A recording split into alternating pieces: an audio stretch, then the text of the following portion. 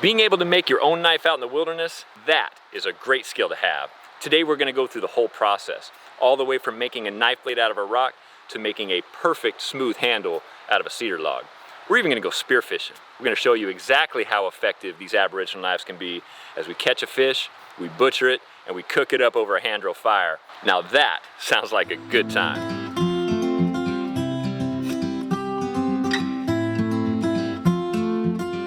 Hey everyone, Luke back here at Wilderness Strong.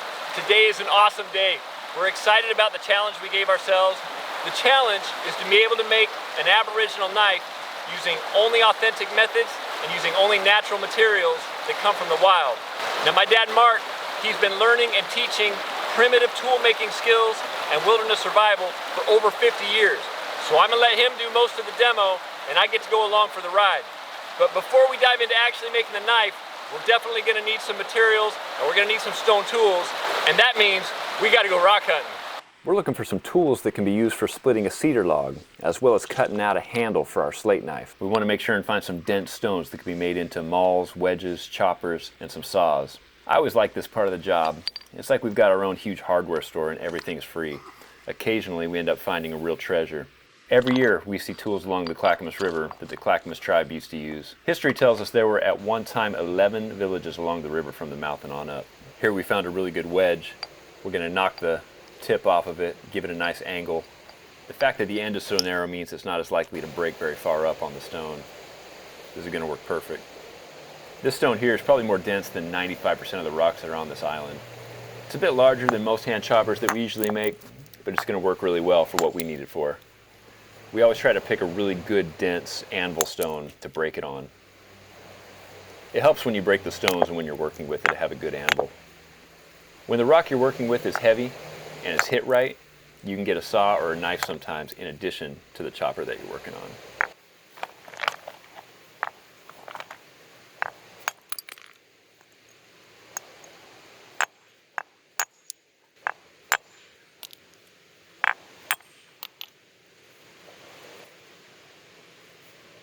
Yeah, this looks really good. That's a beautiful looking chopper right there.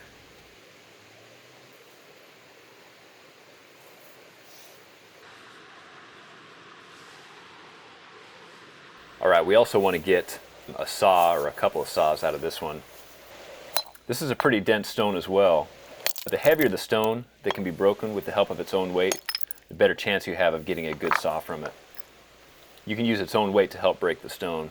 This one came off just perfect. Ideal size for a hand saw.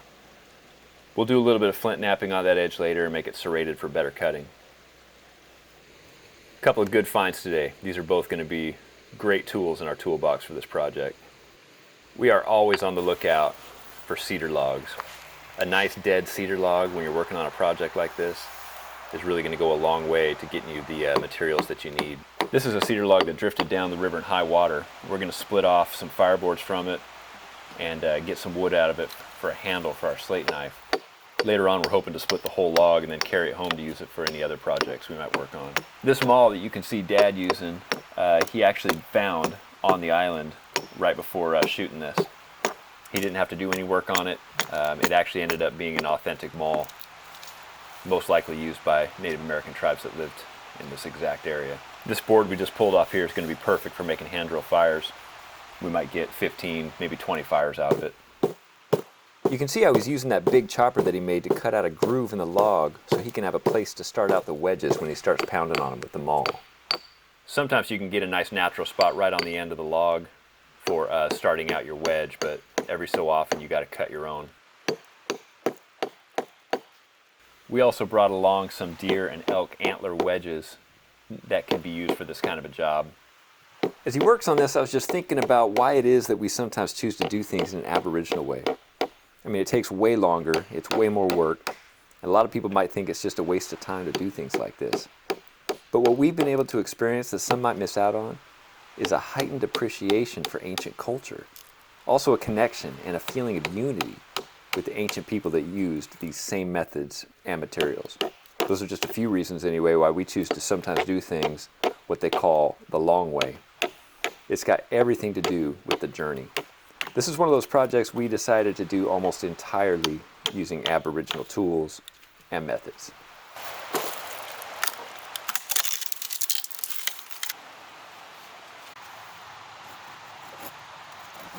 Here he's just taking a saw and he's cutting out a groove so he can have a place to start out with his chisels.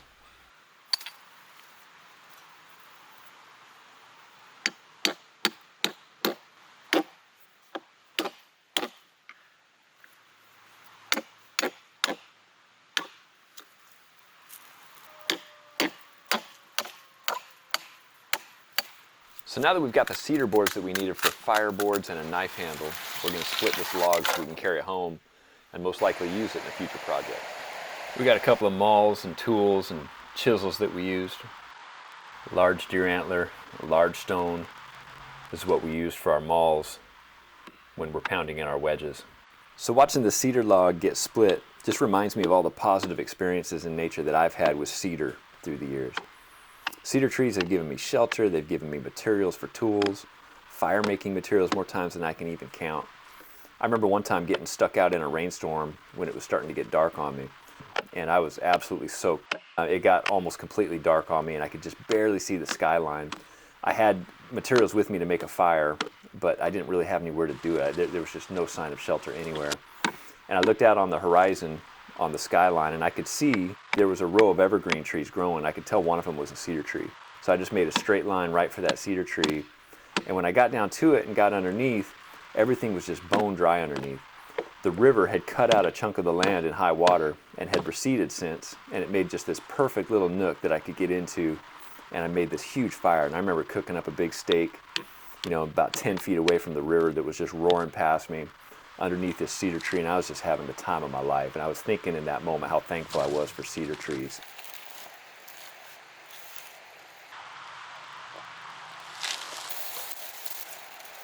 The Northwest Coast peoples considered the cedar tree to be sacred. They thought that it had a spirit which they addressed as a long life maker. Some even believed that a person that just leaned against its trunk would receive the strength of the tree. This is a great shot right here of Dad walking across the Clackamas River holding a big old cedar log. This definitely brings back memories of what it was like to grow up as the son of a wilderness survival instructor. You could never just have an average, everyday type of outing in the outdoors with my dad. Everything was so educational and adventurous. It was a great way to grow up. Okay, I'm going to work toward making a handle out of this cedar board. And in order to do that, I want to make a saw out of this blank that I knocked off of a larger stone the other day down at the river. The way I'm going to do that is I'm going to try to straighten out this edge and then notch it here and there very slightly.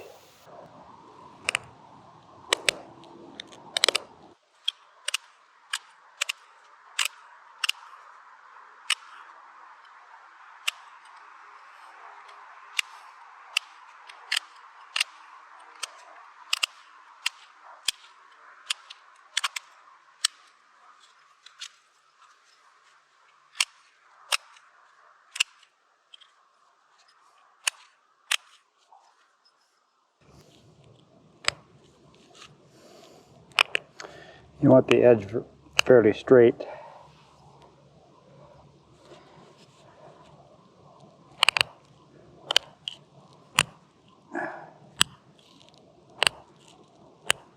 Now I'm going to use antler that is just a little bit narrower at the tip and make little small notches on the edge. And I'm going to turn it over every other time when I get a good chip out of it and move down the stone. That way it'll turn into a saw and the angle of the cutting edge will be just a little bit different than the one before, and it'll cut more wood.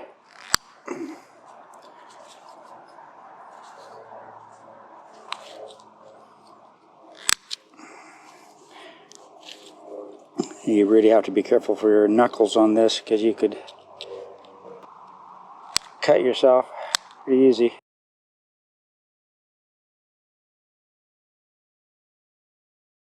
He's working on making some preliminary measurements for the handle, and he's using the actual knife blade itself for marking the right width. After he cuts out the handle, we're going to show you exactly how we shaped and sharpened this blade that you see here.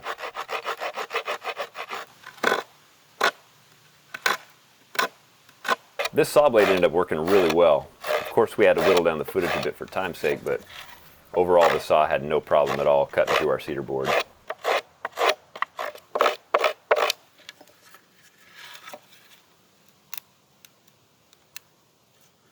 He wanted to make sure that the knife itself was wider than the handle. That way you could use the edge of the knife for cutting and slicing. And we're going to show you here in just a minute how we shaped this knife blade and why we ended up choosing it for our handle.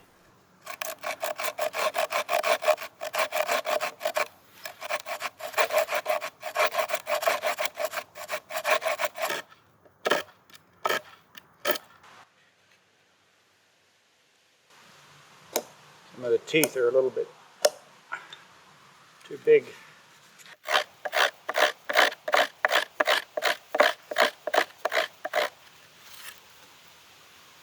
Looks like he's about to get a good break on it here. Yep, you got it. Super clean, no splits. Now that top groove is pretty much where the handle starts, and then that whole big section is going to come off. He's leaving it on just because we want to get a little bit of extra grip while he works on it, smooths it out a little bit. Smooth off this edge here while I have it a bigger piece to hang on to before I break it off. I cut down and I run at an angle across the board as I'm twisting my wrist, and it smooths things out better, cuts it. Actually, yeah. Oh, I got my piece off. This stone knife you see is actually the one we ended up choosing from a piece of slate. In just a minute we'll show you why we chose it and how we turned it into a knife blade. We'll go over it and do some more fine smoothing, but this is just getting the rougher stuff off the top. So this is what it looks like rough, and you'll see the transformation it's about to go through as he sands it down. You want to make sure it's got a real comfortable fit in your hand. It doesn't have any rough edges. When you're working with a knife like this, and you're going to have that in your hand and put the pressure down, even if it feels a little bit comfortable at first, but you haven't got all the rough stuff off, it could give you some blisters, possibly some splinters too. So you want to make sure and get it nice and comfortable in your hand and super smooth.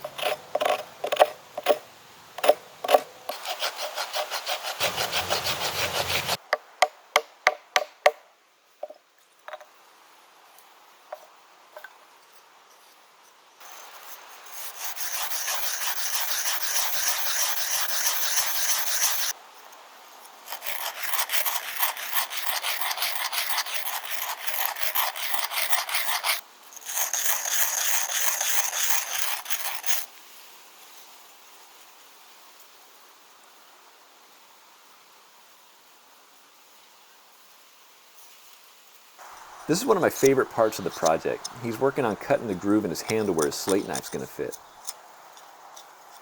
This is one of those cases of trial and error where we had to try a few different tools before finding just the right one. But once we found it, it cut our work time way down. We had tried a piece of basalt, we tried mussel shell and a few other things. Finally settled in on a very dense, thin stone that had flaked off of a bigger stone during a previous project. It had a very high silica content, almost like agate. After flint knapping it some, it turned into the perfect tool, mostly due to how long and thin it is.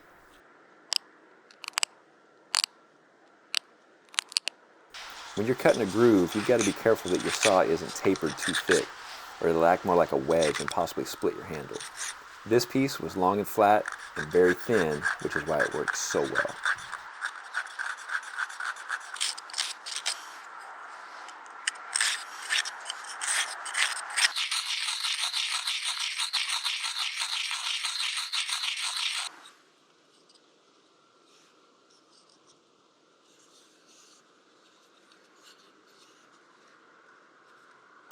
I've got some scouring rush here, and I'm just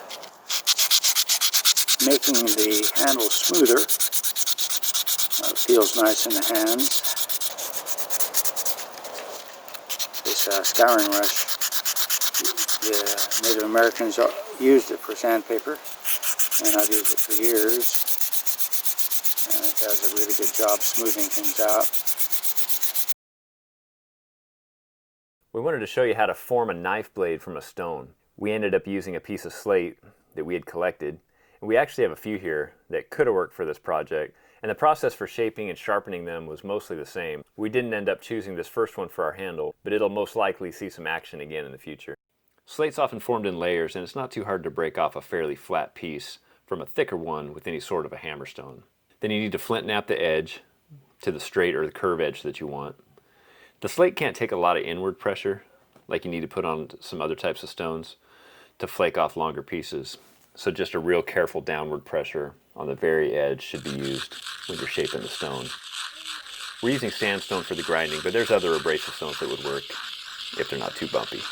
Grinding down stone usually works a little bit better and faster if you use a little bit of water, but slate's such a soft stone it doesn't really need it. Also, we found it gets a bit muddy when you add water, so we just don't bother.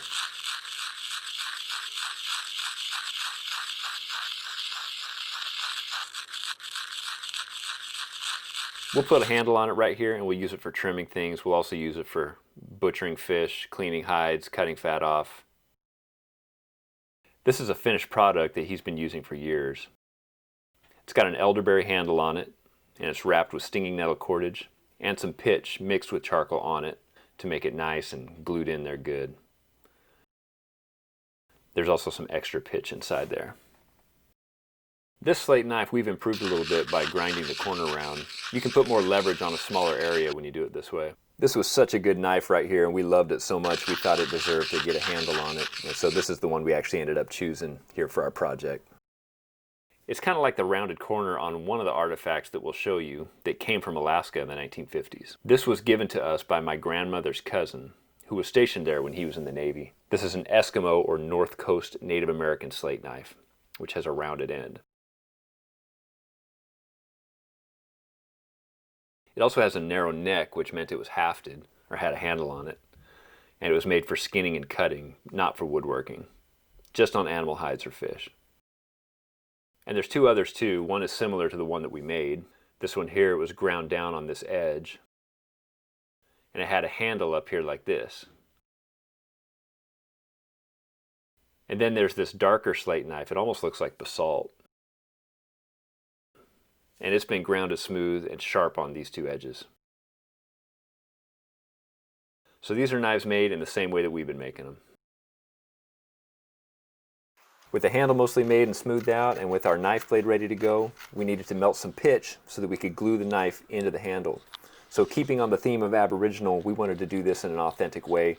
So rather than using matches or a ferro rod to start a fire, we decided to go with a hand drill fire. So here you can see he's just carving out the notch on the board, getting it ready with his saw so it's all ready for the drill and to get a fire going to start melting our pitch.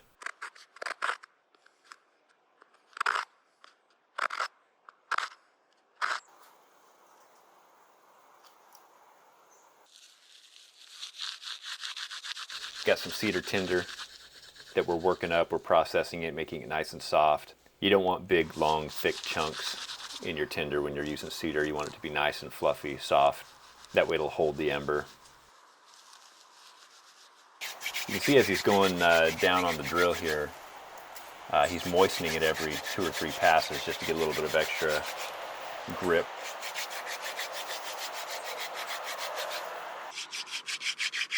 Sometimes we put a little bit of tinder underneath the board itself, but in this case we didn't want it to crowd the notch, so we just got a little chunk of bark we stuck under there.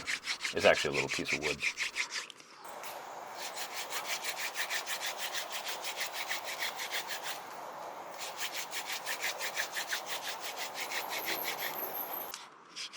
Now we got some black powder starting to build up here.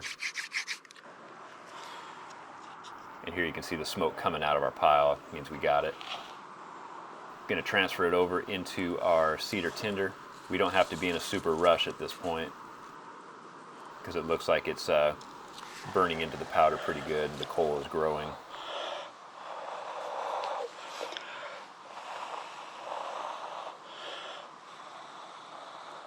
A few blows on it, got it into flame.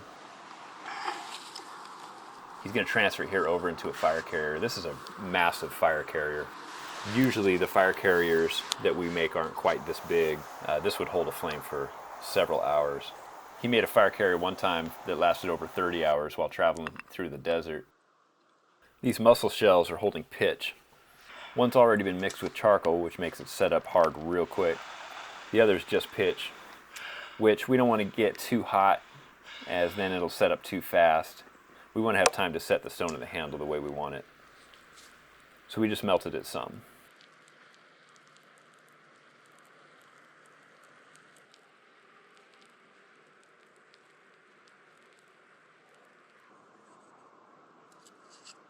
All right, here we got pitch in the bottom of the handle.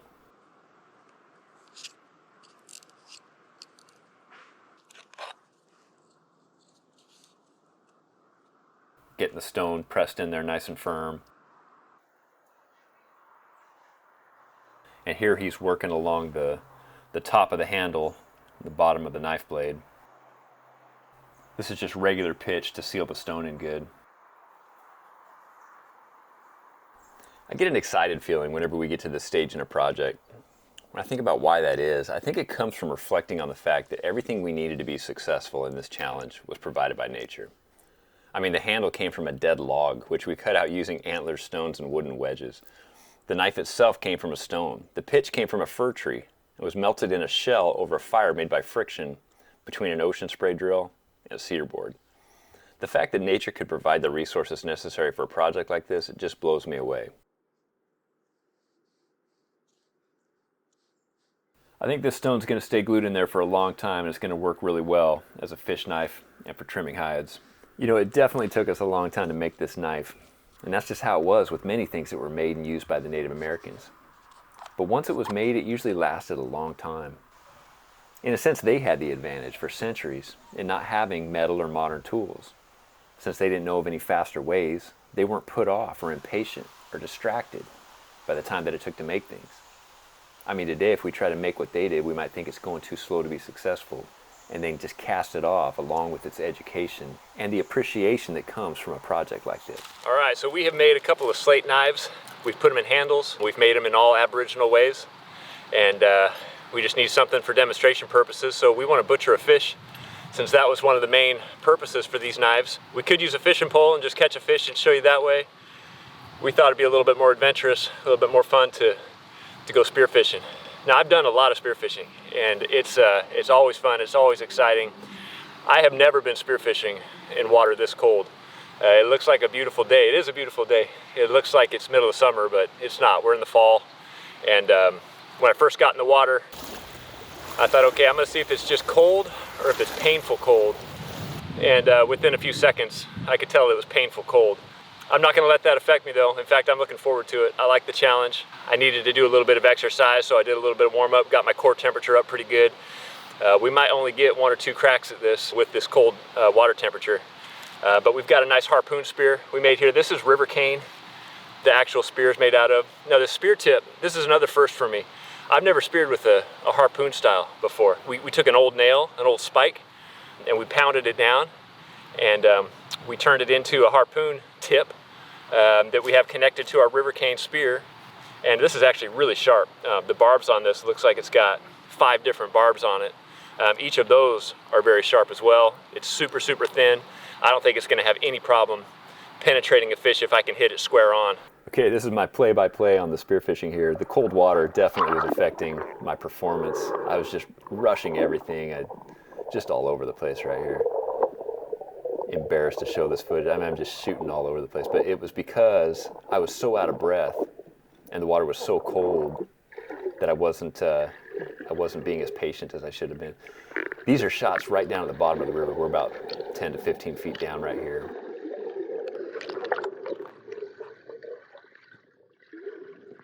That's a good shot right there. Fish going along the bottom. Sometimes you get into really big schools. Okay, right here we actually hit them. We got them with our harpoon.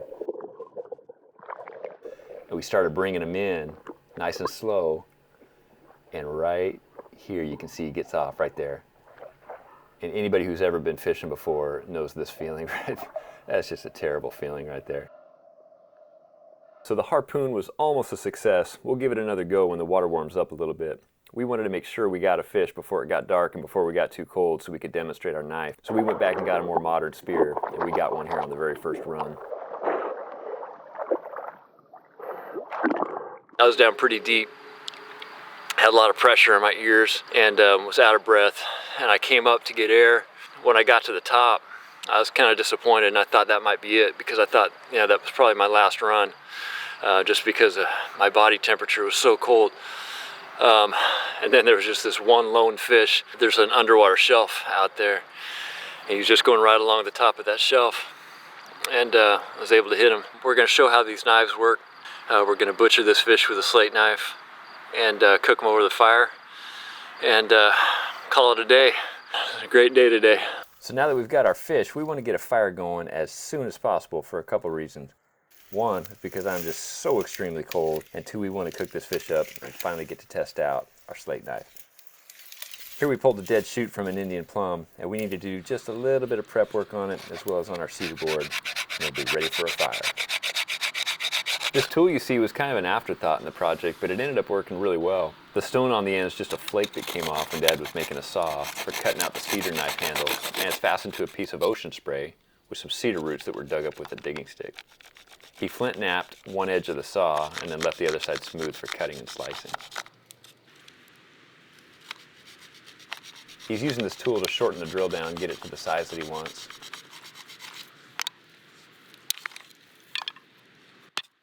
And then also going to pound out some of the rough edges, some of the knots that are on it. Because when you're doing multiple passes down on a drill with your hands and you're applying a lot of downward pressure, you definitely don't want knots. We got our tinder all worked up, fluffy, ready to go, ready to catch the ember.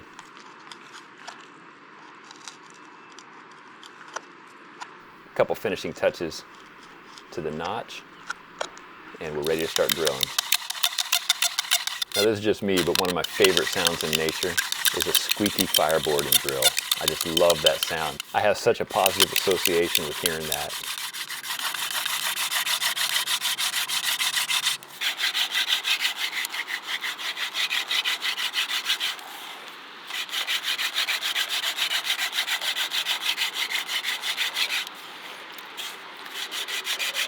Now I was so cold from the spearfishing that I jumped in there to take a couple passes on the drill to help warm myself up. Anyone who's ever attempted to make a hand drill fire knows that it takes a considerable amount of physical effort to be successful. It really engages your arms, your chest, and it's definitely a cardio workout. It's actually a viable strategy to use two people when making a hand drill fire, but you have to be careful when you switch drillers so you don't bump the drill out of the notch or disrupt the pile of char dust that's building up in the notch. It's not something that we do very often, but in this case I was so cold I thought it'd be a good idea to jump in there and try to get myself warm.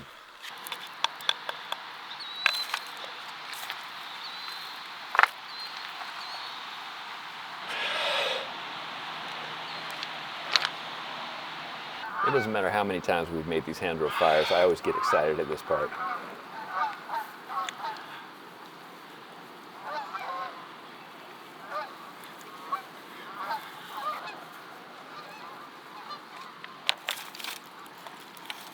It's been a long time since I was so excited to have a fire going. That water, it just had my core temperature so cold, and I was chattering, I was shaking, and man, it felt good to get a fire started.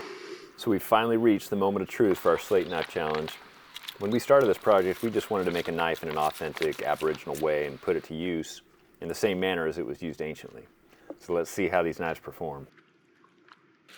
We actually went back and forth. We tried out two different slate knives. One is a slate knife that he had made previously with the elderberry handle, and then we've got the slate knife that we just made with the cedar handle. And it was fun kind of going back and forth and comparing the strengths and weaknesses of each knife. Overall, they both ended up working really good. Here he's just filleting off a few strips of meat and just kind of laying them out, getting them ready to go.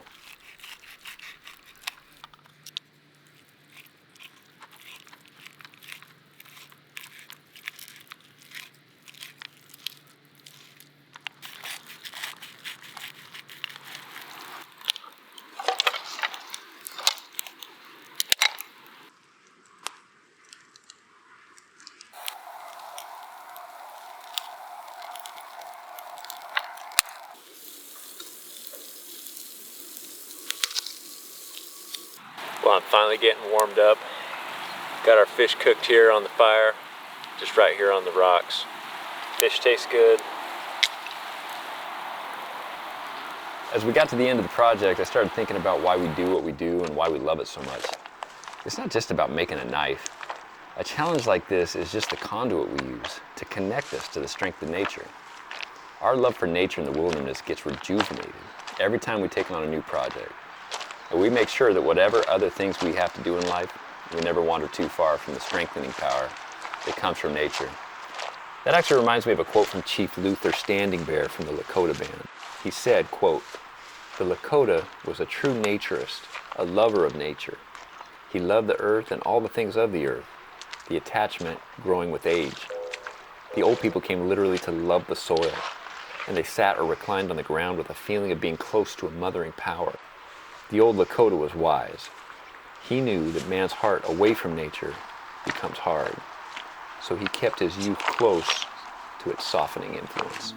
Now, we have had so much fun on this project, and there's still so many challenges and adventures still yet to come. So if you're new to this channel, don't forget to subscribe, hit the like button, and leave us a comment. We are on a mission to provide motivational and inspirational content related to nature, adventure, and wilderness survival that'll hopefully inspire you to come and join us on our quest as we draw strength from the wilderness. Thanks for watching.